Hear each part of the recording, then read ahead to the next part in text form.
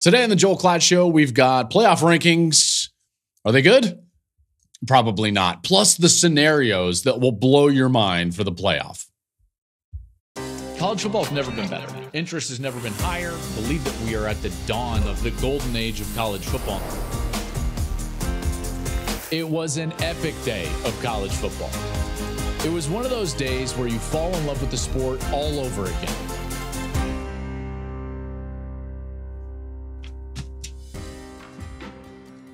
What's up, everybody? I'm Joel Klatt. This is the Joel Klatt Show. This show is presented by Hampton by Hilton. I'm feeling a lot better, so we're on the road to recovery. Man, I got hit hard with that sickness. Kind of made it through Sunday's taping of the Joel Klatt Show. We got through the whole reaction to the game on Saturday, and now here we are, and we just got some playoff rankings, and here we go again. So before we get into the playoff rankings, just remember, subscribe wherever you're at. If you're listening, wherever you get your podcasts, subscribe to the YouTube channel, please. And just remember that we've always got some content there that's a little bit different than just what we have on audio. So you're going to want to be a subscriber on YouTube, even if you just listen to the show via audio on your commute, on a run, whatever you do. And then follow us on social media at Joel Klatt Show, wherever you like the social media. We've got a lot of stuff out there that you can consume during the course of the week. Okay, let's get into it. The rankings came out, and there wasn't a ton different. And to be quite honest with you, kind of what we expect. So the top six looked like they have for the better part of the last few weeks, outside of obviously Ohio State, who falls down after the loss to Michigan. So Georgia, Michigan, 1 and 2, Washington, 3, Florida State, 4, Oregon, 5, and then Ohio State slides down there to the 6th spot, just ahead of Texas and Alabama. Am I surprised at any of this? No, I'm not really surprised at any of this. A couple of things that I would just note. There was a chance, I thought, with that quality win Michigan had over Ohio State, they could, if the committee wanted to, jump to number 1. Didn't think that they had to. They could have, though, just from a resume standpoint. But they didn't, which is totally fine. Doesn't matter at all. Washington stays at 3, even though they had, let's face it, like a really rough time in the Apple Cup, needed that 4th down on their side of the 50, way backed up in their own territory in order to convert and then go down and get a field goal and win the game.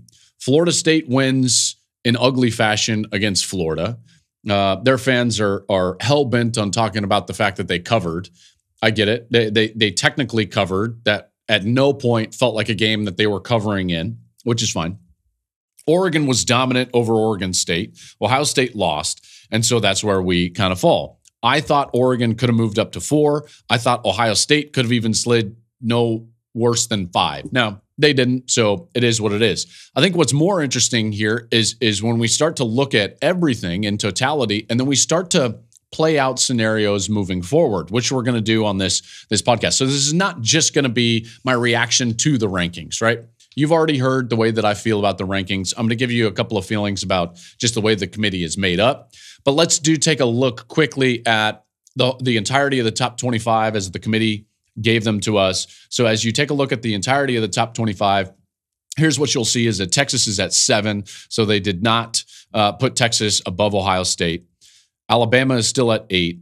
Mizzou remains at 9 as the top ranked 10-2 team in the country. Penn State is 10th at 10-2. Ole Miss, OU, LSU, Louisville, Arizona at 15, Iowa at 16, Notre Dame 17, Oklahoma State, North Carolina State is 19, Oregon State's 20, Tennessee remains fairly high, in particular as it relates to where they would be in other polls, whether they're AP poll or a simulated BCS poll. So Tennessee is at 21, Tulane 22, Clemson 23, also much higher than they would be in other polls, and Liberty 24, Kansas State 25. All right, so let's take those outliers that I was just talking about. Okay, I think that the goal of this ranking should be to have some semblance of data accuracy is the way that I would put it. Okay, data accuracy. And when you're trying to get data accuracy, if any of you have taken a statistics class, which if any of you have been to college, then you have, or even through high school, then you have, you'll know that, you throw out the low and the high a lot of times when dealing with a set of numbers, so that you scrub the anomalies, and then you work with the data set that falls more in line with where the bell curve would have it, right? So where more of the data would sit.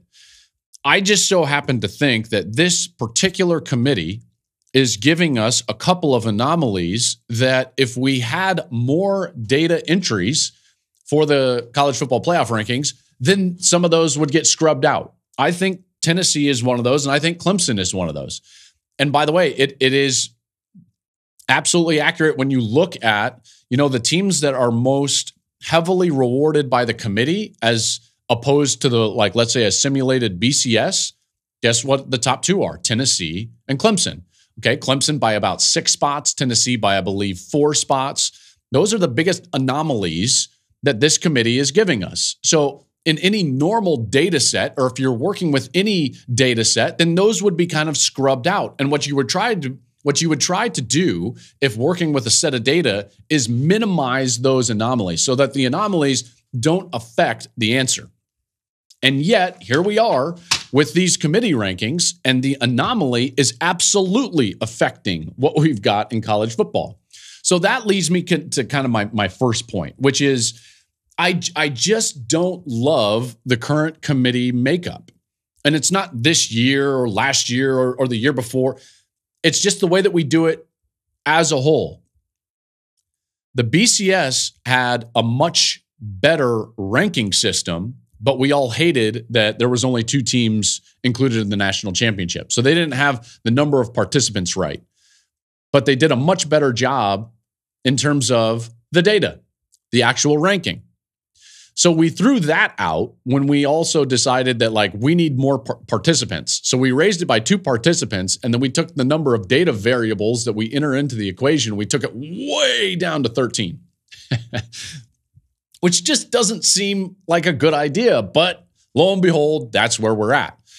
So when that happens, and when you lower the number of variables that you enter into the equation, guess what happens? You can have these anomalies get through, like Tennessee and Clemson. So then what does that do? Well, it affects everything going on up top, because now, boy, Georgia sure is going to get a backstop, even if they were to lose to Alabama. And Florida State all of a sudden gets this Clemson nod with a top 25 win, when, let's face it, in a BCS system, they would not get credit for that top 25 win, which, let's just hold on to that point for a moment, because what I told you was that Clemson was a +6, okay, in terms of where the committee ranked them versus where the BCS would have had them. They're 23 here. They would have been about 29 in the BCS system. Now, should that be the end all? Because a lot of these resumes, we just look at them and you say 3 top 25 wins versus 2 top 25 wins. Well, what if this team that I was just talking about has a 3rd win that's the 27th best team? Well, guess what? There's not much difference between 24 and 27. Let's be really honest.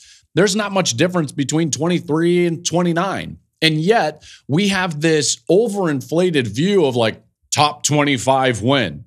Now, if you're telling me you beat a top 15 team versus a top 50 team, okay, now we've got a huge difference in that opponent and the strength of that opponent in terms of the win that you created for yourself. So you get what I'm talking about here. Lots of math, lots of data, okay? And yet we have this system where we don't have what I would consider enough variables to weed out the anomalies. And by the way, this is completely rational, totally rational. Any mathematician would tell you the exact same thing. So now what we have is a committee that's made up of mainly administrators. You've got a couple of retired coaches, 8 athletics administrators, 2 business leaders that were former football players, and a professor. So in the committee of 13, think about this. We've got 13 people deciding the fate of college football teams. Not one of those people is currently full-time in college football. Not one.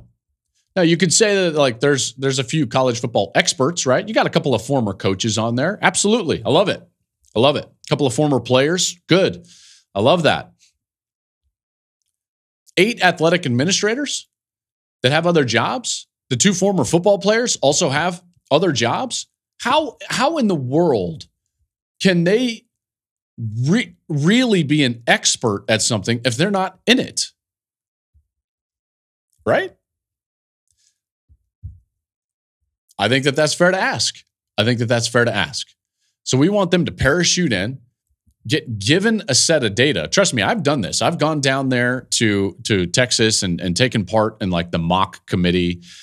And like they give you data, they give you specific instructions. They tell you this is not about the most deserving. This is about the 4 best. And yet here we are. Got the undefeateds at the top. Then you've got some 1-loss teams. And you've got some 2-loss teams. Path of least resistance. It's what they always do. And you're going to tell me so this committee, no full-time experts in college football. And you're going to tell me like you have to rank the 4 best teams and you put Florida State above Oregon, Ohio State, Texas, and Alabama? Now, if you want to say Florida State is more deserving of those teams because they're undefeated, okay, then you can make that argument. But if you tell me that most deserving is not in the vernacular of the committee at all, not supposed to be, to their own accord, and that it's just supposed to be about the 4 best teams, you cannot tell me that Florida State with Tate Rodemaker is better than Oregon, Ohio State, Texas, or Alabama. You just can't. Like sorry. Now, could you say like, well, no, Florida State, the team is deserving of that spot. Okay. Well, that's fine.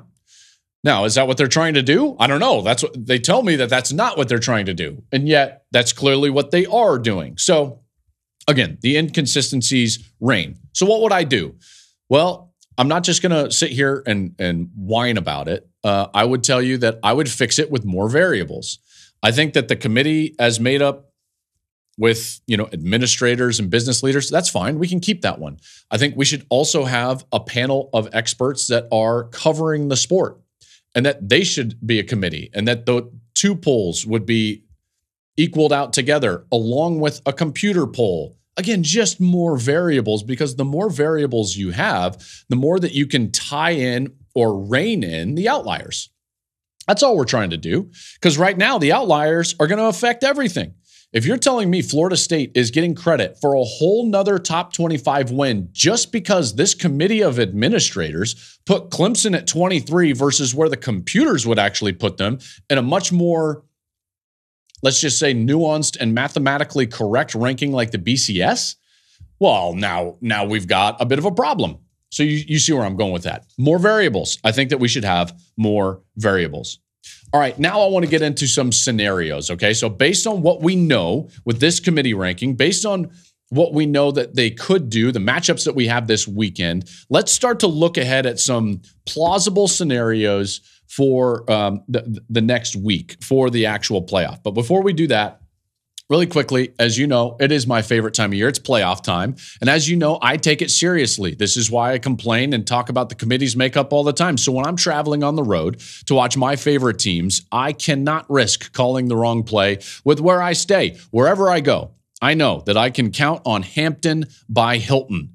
I can depend on their comfortable rooms and their warm and friendly service. Their, by the way, hot breakfast, total game changer for me to go down, get a waffle, get a cup of coffee every time I'm traveling.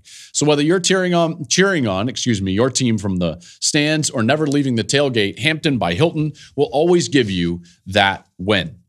Okay, this is going to be fun. This is going to be a really good, fun thought experiment. So rather than just lament the actual rankings, let's actually paint some scenarios. All right, let's start to look at what we could have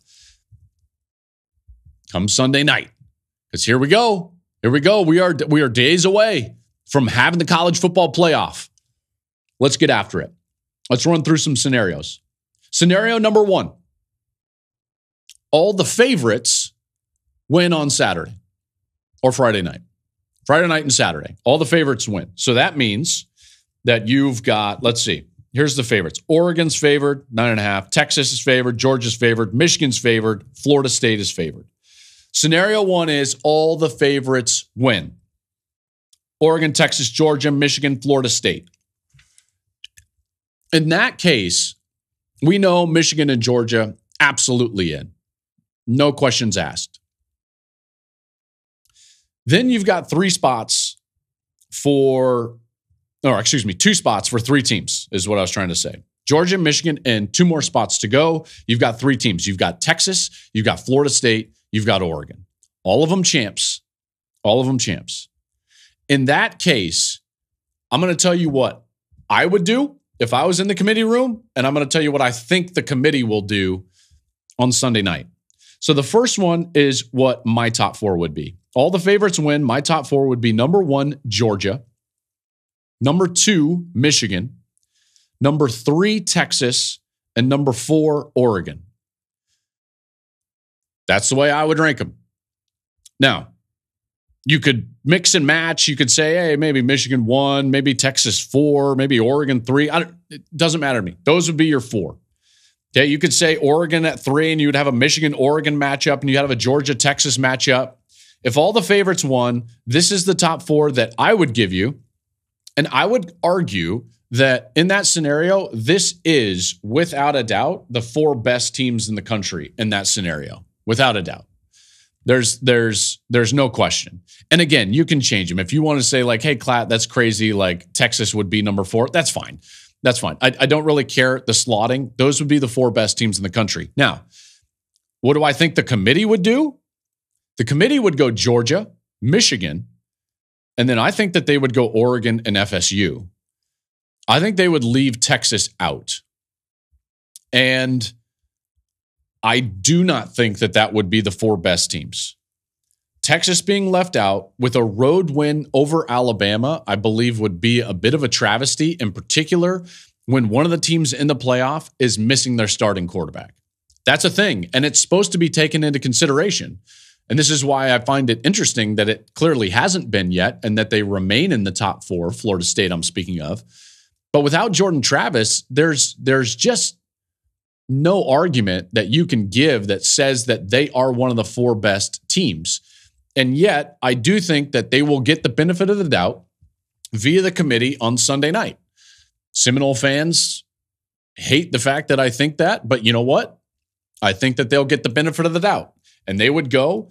Now, I do think in that case, and this is why I slotted them where I did, I do think that they would give Georgia the easier semifinal game, and so they would move Oregon above Florida State for seeding purposes and give Michigan the tougher semifinal matchup as the second-ranked team, and that would be your Rose Bowl, and then Georgia, Florida State would be your Sugar Bowl. So that's why I slotted them as I did. Okay, so that is, again, if all the favorites win. I would have Georgia, Michigan, Texas, Oregon. I think the committee would give us Georgia, Michigan, Oregon, and Florida State. Now let's take a look at scenario number 2. And this is where I think it gets like, well, it's not quite chaos, but this is wild. And this one has gotten a lot of attention from a lot of people, in particular down south. Favorites plus Bama win this weekend. Okay, so that means you've got Oregon beating Washington, Texas beating Oklahoma State, Alabama beating Georgia, Michigan over Iowa, Florida State over Louisville. Okay. In that case, Michigan's number 1. They're in. Now you got 3 spots, 5 teams. This is incredible. Bama 12-1, Georgia 12-1, Florida State 13-0, Texas 12-1, Oregon 12-1. 3 spots, 5 teams. Who goes? So here's what's so fascinating. I firmly believe that there is no way that the SEC champ doesn't go.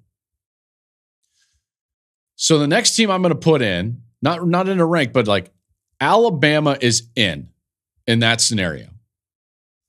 Like they're a one-loss SEC champ. Come on. Right? They would be, in that case, undefeated through an SEC season and an SEC championship game in the nation's longest winning streak, beat the two-time defending national champions. Alabama's going to the playoff, which means guess what the next team is that goes to the playoff? Texas. You can't put Alabama in the playoff without Texas because Texas beat Alabama. They would also be 12-1. They would also be a champ. So there's two of your spots. So Michigan, Bama, and Texas would be in. Now we've got one spot for the following trio: Georgia, Florida State, and Oregon. 12-1, 13-0, 12-1. I mean, you be my guest. I have no idea. I have no idea what they would do. Everyone's telling me like, oh, that's the two SEC team scenario. You know what? If you wanted to leave Florida State out, if you're the committee, the easiest way to leave Florida State out is to put Georgia in the playoff. Now, you would also be leaving a Pac-12 champion, Oregon, out, which avenged their only loss. I mean, if you were to look at the Oregon resume over the Georgia resume in that projected scenario, Oregon's resume would basically be as good or better in that projected scenario. The best wins would be Ole Miss, Tennessee, and LSU. Look at that Tennessee crawl back in there. Look at that. And you wondered why I kept talking about Tennessee so much. Meanwhile, the best wins for Oregon would be Oregon State and Washington. Guess which team you don't see? Utah. Now you know why it's so important what happens at the back end of the rankings. This is wild. So one would be a conference champ, Oregon. The other, Georgia, would not be. And then you get the wins and losses versus the CFP top 25. Georgia would be 3-1, Oregon 2-1. Why? Because Utah didn't make it in. It's so wild. Guys, it's wild. Here's what I would do in that scenario. What I would do in that scenario, my picks would be Michigan, Texas, Oregon, and Alabama. I think that the committee would give us Michigan, Texas, Alabama, and Georgia. So there's my top four: Michigan, Texas, Alabama, Oregon. Michigan, Alabama, that would be incredible. Texas, Oregon, that would be really good. And then the committee's top four in the favorites plus Bama, I think they would go Michigan, Texas, Georgia, Bama. It's so good. It's so good. I think that the committee would go two SEC teams. Not saying it's right, but I think that they would. And the way that they would do that is that they would argue that Georgia's resume is better than Oregon's. This would be the most convenient excuse to leave out Florida State. Because again, like, you're putting Alabama in the playoff. You can't go undefeated in the SEC season, beat the two-time defending national champ, and not go. And then Texas has to go. You can't leave Texas out with a head-to-head win in Tuscaloosa by double digits. And then there's Georgia sitting there as the two-time defending national champion. You would have that nice little Tennessee kicker to have a better resume than Oregon, and you can just leave Florida State in the dust. That's a fascinating scenario. Let's go to the next scenario. Scenario number 3. Michigan and Georgia win. Okay, so let's just say like the two best teams, most consistent, most dominant teams that we've seen so far win, and then chaos. And then we just have a bunch of dogs, right? A bunch of dogs win. So in that scenario, Michigan and Georgia would be in. So there's the top two. And then you would have the following. You would have Florida State at 12-1 because Louisville would have beaten them. They're not a champ. Then you would have a 2-loss Oregon. You would have an undefeated Washington. You would have a 2-loss Texas, 2-loss Alabama, 2-loss Louisville, and an 11-1 Ohio State.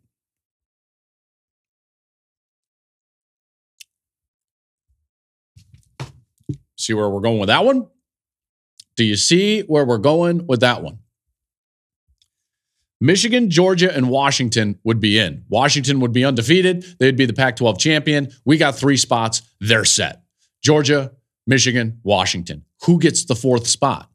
Florida State is not a champ. Oregon, not a champ. Texas, not a champ. Alabama, not a champ.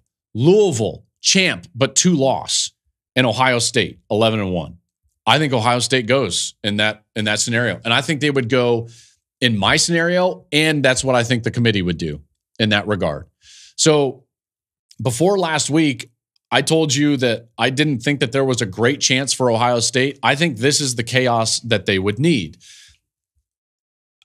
And it's not all that far-fetched. Ohio State at 11-1, not a champ, would go over Florida State 12-1, not a champ. Like Ohio State's resume would be better than Florida State. That would be the debate because everybody else would be 2-loss teams. They're not going to take a 2-loss team over a 1-loss Florida State or a 1-loss Ohio State. In particular, none of those are champs except for Louisville. We're not taking Louisville as a 2-loss. Louisville is not going to be the first 2-loss team in the college football playoff.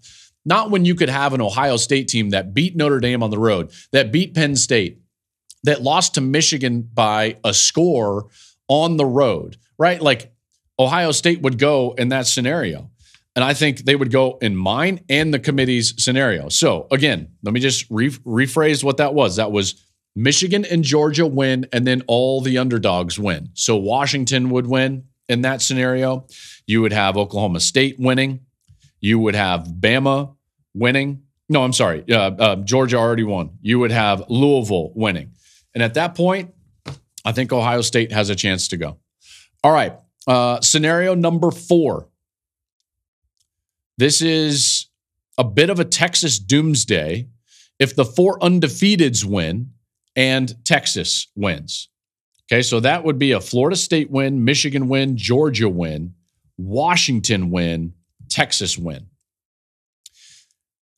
If that were the case, here's what I would do. I think that the 4 best teams in the country in that case would be Georgia, Michigan, Washington, and Texas. I think that the committee would probably take Georgia, Michigan, Washington, and Florida State. So you get through all these scenarios here. You see where it's coming down to. I believe that most scenarios, not everyone, but most scenarios is going to pit a Texas, Florida State resume against one another. And here's what those would look like. If you threw up Florida State's projected resume and Texas's projected resume, what you would have is a Texas team with the best overall win in the country, hands down. They would be a conference champ. They won on the road at Alabama. They get the kicker of Kansas State, which entered into that top 25. They would have the Oklahoma State win in the conference championship game. But what they wouldn't have is the ability to avenge the Oklahoma loss. I think it's going to hurt them a great deal that they're not playing Oklahoma in the conference championship game and they're playing Oklahoma State. I think that the committee is going to lean Florida State. I would lean Texas. If you're asking me who would be favored next week on a neutral site, that's not even close. Texas would probably be a 9-point, maybe even 10-point favorite over Florida State because who's the better team right now? Texas. It's not even that close. But we're going to have to wait and see what the committee actually wants to give us. Does it matter how Florida State plays Louisville? I'm not sure. Because they didn't play well against Florida, and it sure didn't matter this week when they still put them in the top 4. But those are the resumes that I think it's coming down to.